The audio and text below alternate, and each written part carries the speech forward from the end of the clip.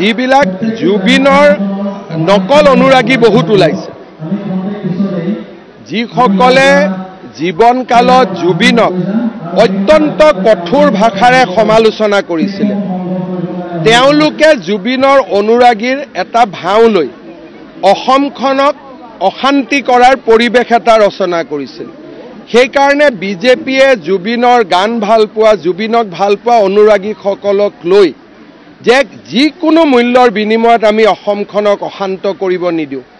এইখন বিষ্ণু ৰাভাৰ অসম, জ্যোতিপ্ৰসাদৰ অসম, ভূপেন হাজৰিকাৰ অসম, জুবিন গাৰ্গৰ অসম, ইয়াক আমি কেতিয়াও অশান্ত কৰিব নিদিওঁ। এই শ্লোগানেৰে আজিৰ পৰা ৰাজপথত নামিছে।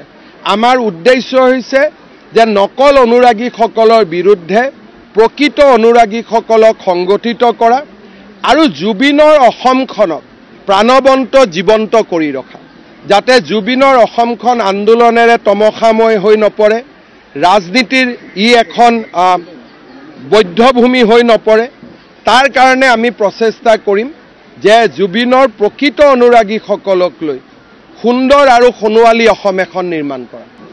জুবিন গাৰ্গৰ মৃত্যুৰ দুৰ্ভাগ্যজনক আৰু অসমৰ জাতীয় জীৱনৰ আটাইতকৈ কৰুণ আৰু বেদনা ভৰা যিটো খবৰ, তাক এছাম লোকে ৰাজনৈতিক হাতিয়াৰলৈ ৰূপান্তৰ কৰাৰ বাবে প্ৰচেষ্টা কৰিছে। আৰু এই লোকচামে জীৱনকালত বহু লোকে জুবিনৰ এটা গানো শুনা নাছিলে বা জুবিন গাৰ্গৰ বিষয়ে তেওঁলোকৰ জ্ঞানো অত্যন্ত সীমিত। মৃত্যুৰ পিছত তেওঁলোকে জুবিনৰ গোটেই আদৰ্শটোকে অন্য এটা প্ৰেক্ষাপটত প্ৰতিষ্ঠা কৰি ৰাজনীতি কৰিব বিচাৰে। কিন্তু মই ভাবোঁ যে ভূপেন হাজৰিকাৰ মৃত্যুৰ পিছতো ৰাজনীতি হোৱা নাছিল, জ্যোতিপ্ৰসাদ আগৰৱালা, বিষ্ণুপ্ৰসাদ ৰাভাৰ মৃত্যুৰ পিছতো ৰাজনীতি হোৱা নাছিল, আৰু জুবিন গাৰ্গৰ মৃত্যুৰ পিছতো ৰাজনীতি নহয়। কাৰণ জুবিন গাৰ্গক বিজেপি, এজিপি, কংগ্ৰেছ সকলোৱে ভাল পাইছিল আৰু ইয়াত ৰাজনীতিৰ কোনো অৱকাশ নাই। যিবিলাক জুবিনৰ নকল অনুৰাগী বহুত ওলাইছে,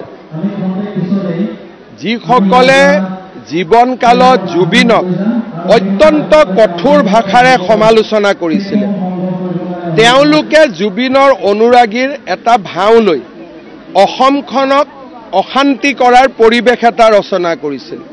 সেইকাৰণে বিজেপিয়ে জুবিনৰ গান ভাল পোৱা, জুবিনক ভাল পোৱা অনুৰাগীসকলক লৈ যে যিকোনো মূল্যৰ বিনিময়ত আমি অসমখনক অশান্ত কৰিব নিদিওঁ। এইখন বিষ্ণু ৰাভাৰ অসম, জ্যোতিপ্ৰসাদৰ অসম, ভূপেন হাজৰিকাৰ অসম, জুবিন গাৰ্গৰ অসম, ইয়াক আমি কেতিয়াও অশান্ত কৰিব নিদিওঁ। এই শ্লোগানেৰে আজিৰ পৰা ৰাজপথত নামিছে। আমাৰ উদ্দেশ্য হৈছে যে নকল অনুৰাগীসকলৰ বিৰুদ্ধে প্ৰকৃত অনুৰাগীসকলক সংগঠিত কৰা আৰু জুবিনৰ অসমখনক প্ৰাণৱন্ত জীৱন্ত কৰি ৰখা, যাতে জুবিনৰ অসমখন আন্দোলনেৰে তমসাময় হৈ নপৰে, ৰাজনীতিৰ এখন বৈধভূমি হৈ নপৰে। তাৰ কাৰণে আমি প্ৰচেষ্টা কৰিম যে জুবিনৰ প্ৰকৃত অনুৰাগীসকলক লৈ সুন্দৰ আৰু সোণোৱালী অসম এখন নিৰ্মাণ কৰা।